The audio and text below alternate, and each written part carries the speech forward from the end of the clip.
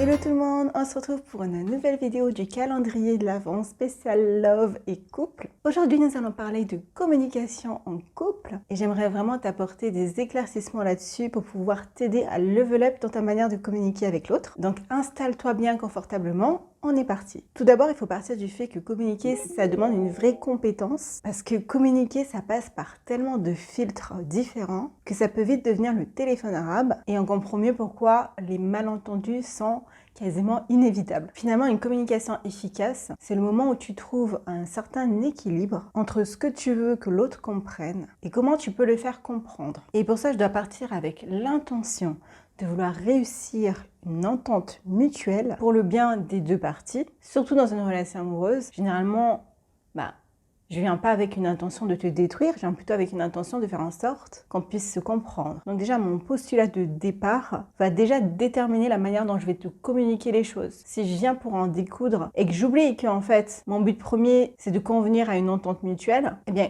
quoi qu'il sorte de ma bouche, tu vas le prendre de la même manière dans laquelle je suis venue. Donc je suis venue pour en découdre, toi, tu vas juste entendre ça. Les mots n'auront quasiment plus aucun intérêt. C'est pour ça que vous allez voir que dans un conflit avec deux personnes qui se gueulent l'un sur l'autre, il n'y a plus de compréhension qui est possible. La communication, elle est coupée, elle est brouillée, donc peu importe ce que tu dis, moi je vais juste entendre le fait que je suis en colère et que j'arrive pas à le faire passer. Et j'oublie même que de base, j'étais venue pour trouver une solution avec toi. Donc il y a déjà une vraie posture en fait à avoir dès lors que je m'apprête à le communiquer. Surtout avec une personne que j'aime, que j'estime. Donc si possible, mes actions doivent vraiment répondre à l'amour que je te porte. Donc mon attitude aussi doit vraiment répondre à l'amour que je te porte. Si je suis dans le jugement, dans les menaces, les cris, les reproches, est-ce que je suis dans l'amour? Peut-être. Il y a tellement de formes d'amour différentes.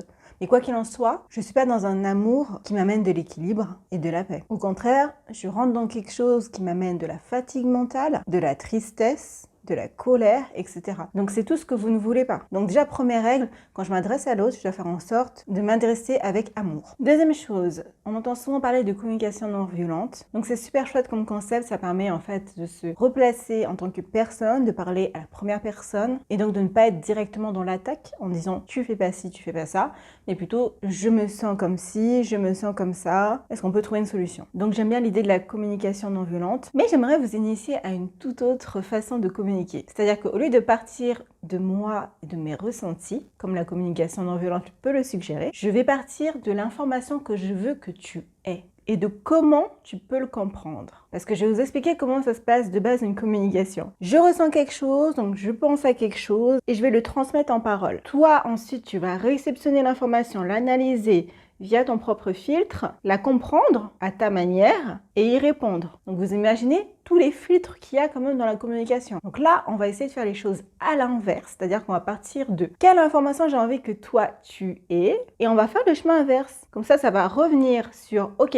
du coup je dois dire ça parce que je pense ça et je ressens ça. Pour ça, ça nécessite de bien savoir en fait comment l'autre fonctionne, comment l'autre comprend. Rien de mieux que d'aller regarder Mercure dans son thème astral pour savoir son mode de communication préféré. Ça peut vous donner énormément d'informations sur comment la personne processe mentalement. Donc l'astrologie est une vraie mine d'or dessus parce que ça nous permet déjà de mettre le doigt sur un des 12 modes de fonctionnement du mental, puisqu'il y a 12 signes astrologiques, plutôt que de partir sur de l'aléatoire et de pas trop savoir comment dire les choses, etc. Sachant qu'en plus, quand on est une femme et quand on est un homme, ça change aussi la donne. Ça me fait penser à John Gray qui dit « Dans les hommes viennent de Mars, les femmes viennent de Vénus », qu'il faut comprendre nos différences. Hommes, femmes, deux planètes, deux langages. Et je dirais même du coup, dans les deux langages, hommes et femmes, il y a encore 12 langages possibles. Donc ça peut devenir très compliqué si tu n'as pas un outil qui te permet de toucher du doigt exactement le langage du partenaire. Sinon, tu peux essayer tous les langages possibles, parler en chinois, en arabe, en italien. Si l'autre parle le russe, ça risque d'être très compliqué. Donc pour récapituler, je pars de l'information que je veux que tu aies. Je pense à comment tu pourrais le comprendre pour ensuite, moi, communiquer de la meilleure des façons et de faire passer mes idées et mes ressentis. Donc pour ça, je vais vous donner un exemple. Par exemple, j'en ai marre de voir traîner tes chaussettes par terre. Classic shit. Donc déjà, on oublie les cris, les menaces, s'il vous plaît. Au minimum du minimum, on commence avec de la communication non violente qui pourrait être du style « J'ai ramassé tes chaussettes ce matin. J'estime que ce n'est pas à moi de le faire. Là, tu as peut-être un peu de chance qu'ils te disent bah, je t'ai pas demandé de le faire, blablabla, blablabla. Mais bref, tu continues donc en disant mais comme ça me tient à cœur que la maison soit rangée, est-ce que la prochaine fois, tu pourrais faire en sorte que je n'ai pas à le faire? Selon sa réponse, essaye de trouver une solution. Si ça se trouve, c'est juste une corbeille à linge qu'il faut mettre un peu plus près du lit pour que ce soit plus fonctionnel. Donc, il y a plusieurs solutions qui sont possibles. Discutez-en calmement.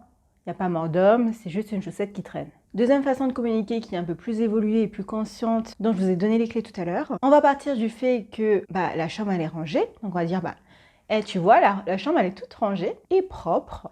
Là, tu vois s'il y a quelque chose qui se passe chez lui. Après, tu peux enchaîner en disant, écoute, je sais pas pour toi, mais moi, j'aime bien quand c'est comme ça. Et là, normalement, il devrait te dire, moi aussi, à moins que ce soit un crado. Donc là, tu enchaînes, ok, super. On peut faire en sorte, du coup, que ça le reste chaque jour, en intervenant chacun à notre niveau. Qu'est-ce que tu en penses? Du coup, ça implique de mettre tout ce qui traîne par terre au sable et de ne plus trop laisser traîner les choses par terre. En fait, il faut introduire la personne dans le changement que tu veux amener. Parce que sinon, dans la première version, même si c'est de la communication non violente, il y a de fortes chances qu'ils le perçoivent comme un ordre. Et personne n'aime recevoir des ordres. Donc, sois plus stratégique dans ta manière de communiquer les choses. Imagine vraiment que communiquer, c'est comme faire du vélo. Il faut essayer de trouver l'équilibre. Donc, ça veut dire tenir l'équilibre entre ta parole et ton écoute active. Sans quoi, tu risques de tomber. Même si ton but, c'est d'arriver à un point donné, donc l'opinion que tu veux faire passer. N'oublie pas que le chemin pour y arriver est tout aussi important. La mise en place de tout ça est tout aussi importante. Troisième chose, quand tu veux communiquer beaucoup plus sainement avec ton partenaire ou ta partenaire, ça va être de ne pas laisser parler tes émotions à ta place. Parce que quand tu es dans l'émotion, tu n'es pas du tout dans le contrôle de tes pensées. Alors dans certains cas, c'est hyper intéressant de laisser ses émotions s'exprimer parce que ça permet de transmettre une émotion. Donc par exemple, les chanteurs le font très bien, les acteurs le font très bien. Mais nous, en l'occurrence, dans un dialogue, on ne veut pas forcément transmettre une émotion. Sauf que c'est exactement ce qui se passe lorsqu'on rentre en conflit. Tu laisses parler ta colère et donc du coup, tu transmets l'émotion de la colère à l'autre automatiquement. Tu peux venir avec la plus bonne intention du monde. Si tu n'as pas pris du recul avant, que tu n'as pas soufflé un bon coup et laissé l'émotion redescendre tranquillement, l'autre va le ressentir. Donc, pars toujours du principe que tu y vas pour résoudre une situation et pas créer un conflit. Et voilà, c'est la fin de cette vidéo. J'espère que toutes ces astuces t'auront aidé à y voir plus clair. On se retrouve très vite pour une prochaine vidéo. N'hésite pas à la liker, à la transmettre à quelqu'un qui a besoin de l'entendre. Et si tu n'es pas abonné, qu'est-ce que tu attends? Je clôture la vidéo en vous souhaitant une bonne journée ou une bonne soirée. Et je vous dis à demain. Ciao, ciao!